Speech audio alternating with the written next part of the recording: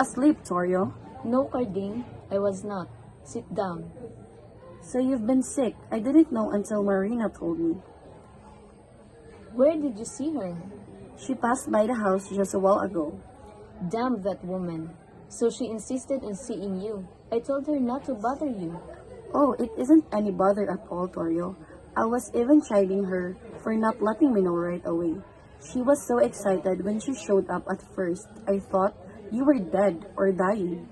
Don't you let that woman alarm you again. There's not a time when she doesn't worry about something. Sometimes, I even think she worries about what will worry her next. But she has a reason to be worried. You look very sick. I'm just a bit feverish, that's all. Your whole body is on fire. How did you get that fever? I don't know. I guess it's that tiny wound on my foot. Maybe you didn't go to the dispensary as I told you. It's not anything serious. Not anything serious. If it can put a man on your size and strength to bed, it is something serious. But you need not worry. I sent Marina to the dispensary. What for? I told her ask the doctor to come and look you over. She should have thought of that before. Are you dreaming? Do you think the doctor will come when we have no money to pay him? But you don't have to pay him anything. He's the public doctor. He'll treat you for free. Maybe if I go there, but do you think he'll take the trouble of coming to me? What do you think I am, a congressman? No, Torio. It's all right. I know you can't do it, not alone. You need me, but don't get impatient. I'll get well sooner than you expect. You don't get what I mean, Torio. I'm giving it up. What? You're giving it up? You're joking. I'm not joking, Torio. But why? Have you found an easier way of making a living?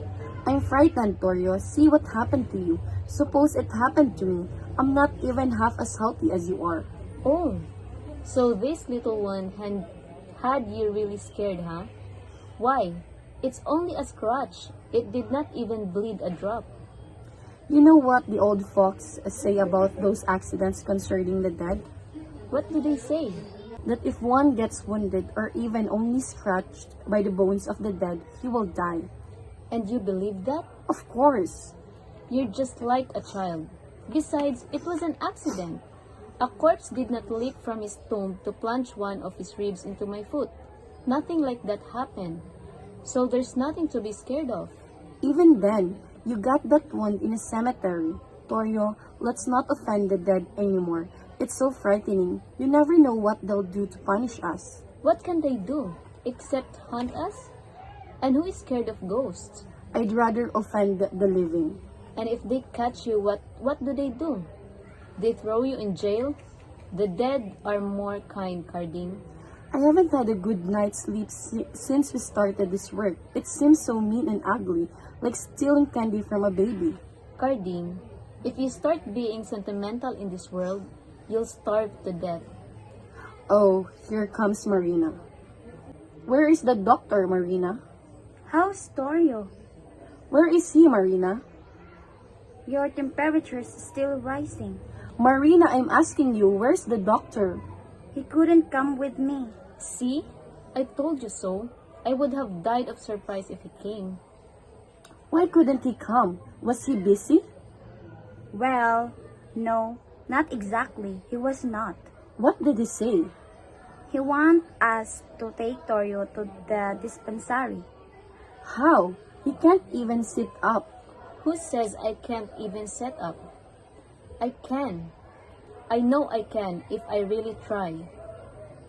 The doctor must be crazy. The doctor's afraid that instead of paying him, I would beg money from him. If he came, I would have really begged from him. Are you sure you tried hard enough to make him come, Marina? Of course I did. You're both afraid I might die. For all you know, I would outlive both of you. What shall we do now? Listen to him. I'm afraid the fever has touched his brain. Let's take him to the hospital. It's not as easy as that, Carding. He hates hospitals. Yes, I know. We'll drug him too if we have to go. We can't make him do anything he hates. But we can't leave him alone, Marina. He's really more sick than he appears to be. It is only his will to live that keeps him going. He'll break down soon and it may be too late then. Hey, what are you two doing there? Whispering like two lovebirds? You'd better go down the street and get a jeep. We haven't even a centavo to pay the driver. I'll take care of that. I have some money here. What do you want a jeep for? Are you two eloping? Can't you wait till I'm dead? Torio, we're taking you to the hospital. You're not taking me anywhere. Torio, we don't have to ask you. Oh no? You speak as if you owned my body. Because I know it's for your own good. But I don't want to go. Don't tell me I can't even refuse something for myself. Torio, listen to me. Be reasonable. You're sick. If you refuse to go, we'll drag you if we have to. Just try, Cardine. Just try. I'll fight you with my last strength. Torio, Cardine, you're my friend. Don't do anything I hate. And don't worry, I'm in my right senses. alright. I won't insist. Torio, please, listen to us. What? Why are you so worried about me? What a silly question. That's not a silly question. Why should you worry that I might die? Haven't you always wanted me to die? Torio, You were never really happy with me, were you? I know you've grown tired of me. no, Torio. Don't be ashamed to admit it. I won't mind. I confess I also got bored sometimes, but where I could always seek for change, you cannot. I can imagine how you must feel inside. Torio, whatever gave you those ideas? So, if you think I'm going to die, don't take all this trouble of pretending you don't want it to happen. Just leave me alone to die. This could be your chance to get rid of me and get another man. Carding, for instance. Torio, He's quite a man too. Even before I'm dead and gone, he has already laid his hands on you. Torio, he's our only friend and you dare speak of him like that? Cardi, you must forgive him. He doesn't know what he's saying. Don't worry, I understand very well. See? I'm not dead yet and already you have taken his side against me. Torio, Do you think he can take care of you as well as I have been doing? He can't even earn enough money to support himself. He cannot even take over our business when I get sick. what business? How much more if he had you take care of? He'll starve you to death. What business does he mean, Cardi? Don't mind him, he has gone mad. So I'm mad, huh? I'll tell you what kind of business we have. Torio, It's a business that requires no capital. All you need is a good, strong stomach. Torio, stop it. Why? Are you ashamed to let others know the dead have been supporting you all along? What does he mean, Cardi? Don't listen to him, he's out of his mind. Really? Do you want to know where the money I bring home comes from? Do you believe I really earn it by breaking my back at the waterfront?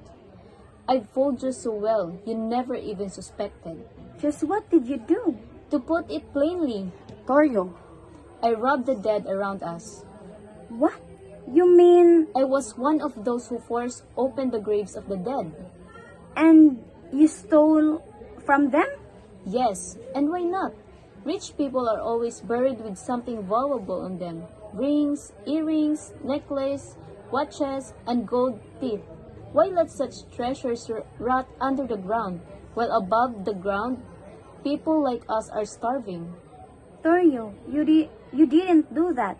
You didn't. But I did. You can ask Carding. He was with me all the time. At first, he was scared to death. He would tremble and perspire. But later on, I didn't want to. but he had to. Because he had to eat. Even from the dead man's hand. When he tries to rob the living, he always gets caught. He's too slow for them. But with the dead, once he gets used to it, it was so easy. The dead do not report to the police. They don't fight back. They don't even scream. Stop it. I can stand it. Oh, the poor sacred dead. What's so sacred about them? They're dead. Torio, when we had nowhere to stay, we moved here to their place. We put up this house on their land. They did not complain. They did not call us squatters. They did not drive us away. And what did you do in return? What? I hate them. That's why I robbed them. I hate them. You hate them? Why? What did they do that you hate them? Did they ever try to harm you? Look at them. Doesn't that sight infuriate you? Look, nothing worries them. They lie there day and night, sleeping like babies, mocking our sufferings. Marina, stop listening to him. He used to tell me that over and over. One night, as I was coming home, a strong rain caught me. I ran for shelter to the nearest tomb, that one near the road, belonging to a dead Chinese millionaire. It was so beautiful. The tomb. It looked more like a palace than a place for the dead, with thick marble walls and roof, and festive lights. Inside was the body in a coffin. It was so dry in the rain and comfortable even in death. Why should that dead merchant have marble walls and roof to protect him from the rain, while I was outside, soaked to the bone and shivering in the cold, waiting to go home to a dark, dank place with a cardboard roof that leaks even in the lightest rain? Why? He's dead and I am alive. I have more right to do things wasted on him. Don't you think so? Don't you think we need thick walls more than the dead? He must have seen you. Who could have seen us? We used to work after midnight when everyone was asleep. It was God who saw you doing that evil thing.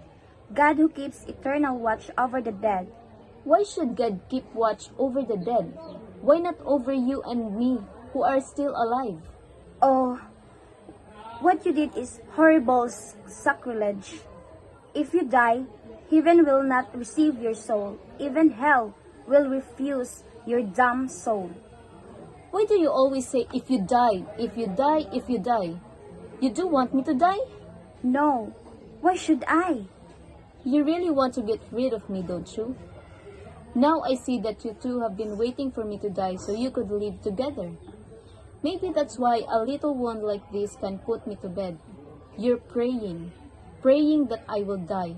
But I'll disappoint both of you. I will live on and on, if only to punish you by denying you the chance to live together. I'm still young. I have 100 years before me. Not all the dead in the world can drag me to the grave. I hate them.